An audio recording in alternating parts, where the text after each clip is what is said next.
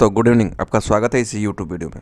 इस वीडियो के माध्यम से इस हफ्ते का और निफ्टी का as per WD Gann angle analysis बात करेंगे। किस डायरेक्शन में ये चल रहा है और किस डायरेक्शन कौन से लेवल के बाद इसमें एक माना जा सकता है कि नीचे का काम हो गया है। देखिए निफ्टी में अभी कंफर्मेशन बिल्कुल भी नहीं मिला है कि नीचे का काम हो गया है।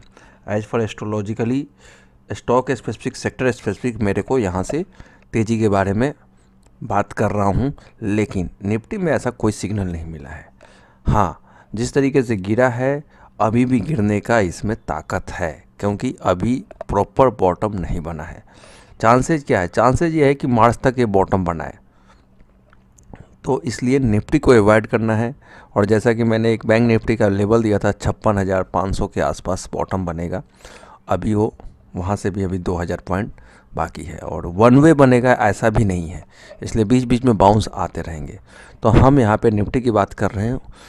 इम्पोर्टेंट जो लेवल था 26,244 के ऊपर कंटिन्यू बोल रहा था कि इसके ऊपर की जब तक क्लोजिंग नहीं आएगा, एक दिन क्लोज किया था पूरे अभी तक के मार्केट में। इसकी 2024 में भी हाई बना था, इसके ऊपर की क्लोजिंग नहीं आई थी।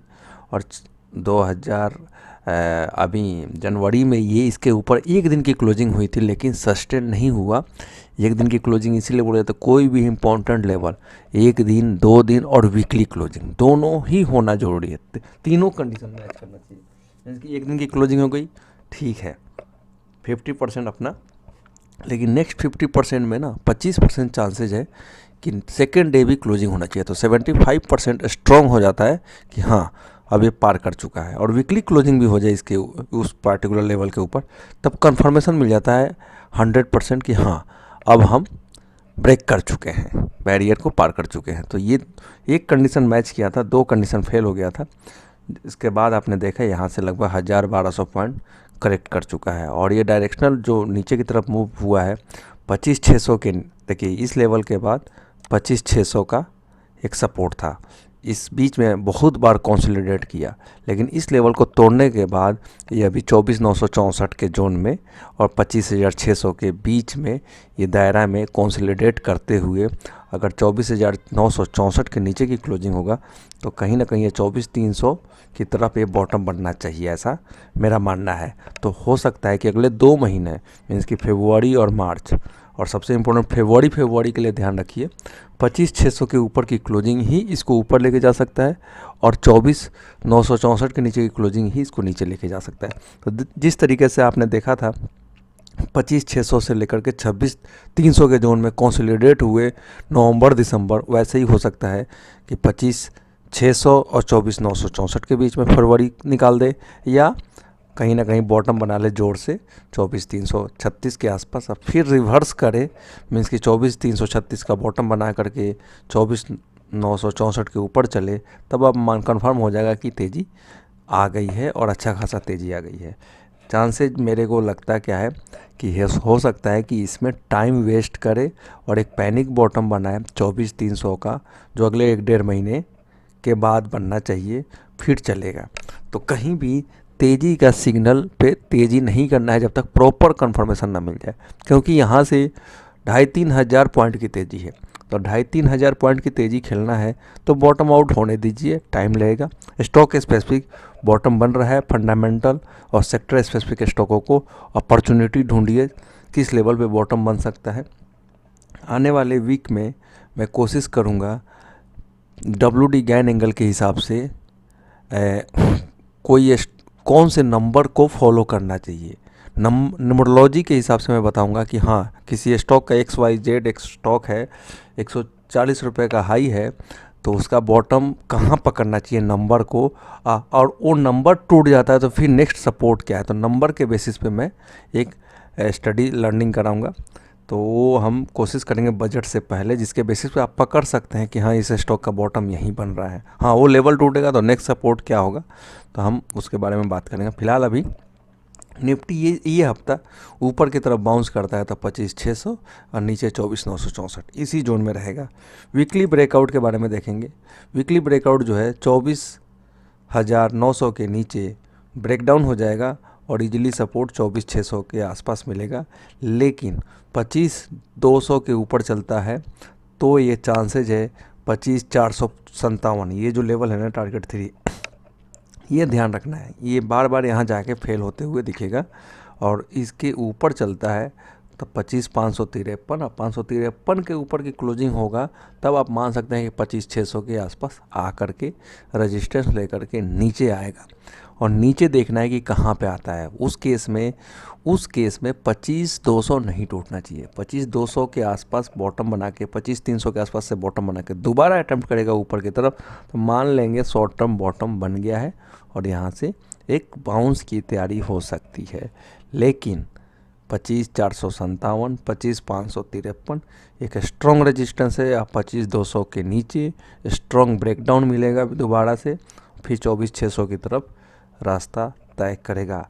अभी हमारे पास 8 फरवरी बाकी है, तो बजट तक, जैसे मैंने बोला था कल वीडियो में कि बजट तक एक बाउंस लग रहा है, लेकिन बजट के बाद एक गिरावट भी दिख रहा है।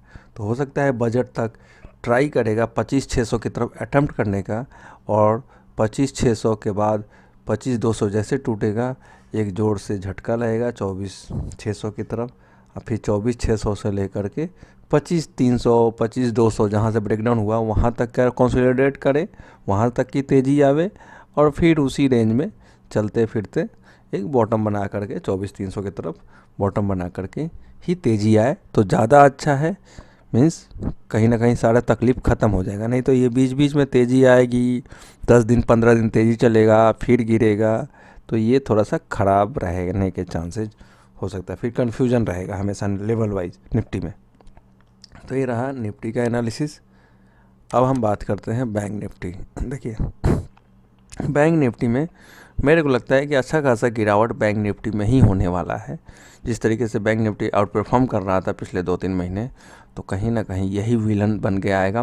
59,000 स्ट्रॉन्ग रेजिस्टेंस है, ऊपर 59,660 फाइनल रेजिस्टेंस मिलेगा, और 58,000 टूटते ही 57,300 तक की तरफ जा सकता है। तो रेंज मान के चलिए 59,660 ऊपर की तरफ और 57,300 नीचे की तरफ। इस रेंज में बजट तक कंसोलिडेट कर सकता है, और 57,300 टूटने के बाद हमारा जो मेजर टारगेट है 56,000 का, वो आएगा। उसको आने में लगता है 1-1.25 महीना लग सकता है। फिलहाल आप ऊपर की तरफ 59,600 और 59,900 और नीचे 57,300, ये मान के चलिए 15 दिन का रेंज है। आप देख सकते हैं जैसे ऊपर जाएगा रेजिस्टेंस फेस करके नीचे आएगा, नीचे से फिर बाउंस आएगा। तो ये रहा स्टडी फॉर द इस हफ्ते का। बजट से पहले एक वीडियो बनाने की कोशिश करूँगा। चांसेस होगा फ्राइडे या सैटरडे को एक वीडियो बनाऊँगा, जो बजट में किस तरीके से जो मैं बता रहा हूँ अगर इसी तरीके से होता रहा तो एक एग्जैक्टली एक Gann WD Gann angle analysis के बारे में, नंबर को फॉलो करने के बारे में हम डिस्कस करेंगे, जिसके बेसिस पे आप स्मॉल कैप मिड कैप कंपनियों को बॉटम पकड़ के ट्रेड कर सकते हैं या इन्वेस्ट कर सकते हैं। और थोड़ा सा चेंजेस हुआ मेरे व्यू के अकॉर्डिंग नया चल करके, मीन्स कि पहले तेज़ी फिर मंदी। अगर ऐसा नहीं होता है तो हम कोशिश करेंगे फिर नेक्स्ट वीडियो बनाने का कि फिर क्या होगा बजट के बाद। चांसेज क्या है, चांसेज 80 to 90% ये है कि पहले तेज़ी आएगी फिर करेक्शन आएगा, और 8 फरवरी तक ऐसे ही मौका मिलता रहेगा। निचले लेवल पे बाई कीजिए, ऊपर के लेवल पे सेल कीजिए। लेकिन स्टॉक स्पेसिफिक जो व्यू है क्लियर है कि बॉटम बन रहा है यहाँ पे। अगले 6 से 8 महीने अच्छा खासा तेज़ी के चांसेज है। 6 महीने के पर्पस से देखना चाहिए। जो सेक्टर के बारे में मैंने लास्ट वीक में बोला था, PSU पब्लिक सेक्टर के, पावर सेक्टर के शेयरों पे ध्यान देना चाहिए। और हमारा बैंकिंग में करेक्शन हो जाता है तो वो मार्च में हम बैंकिंग सेक्टर के शेयरों को खरीदेंगे। और उस वीडियो को दोबारा से सुनिएगा, मैंने सेक्टर स्पेसिफिक कंप्लीट व्यू दिया था। तो मिलते हैं नेक्स्ट वीडियो में, तब तक के लिए thank you, thanks for watching this video. ध्यान रखिए ये video only for educational learning purpose है, कोई भी खरीदने बेचने का सलाह नहीं है। जो भी खरीद बेच करे अपने फाइनेंशियल एडवाइजर से राय लेकर के।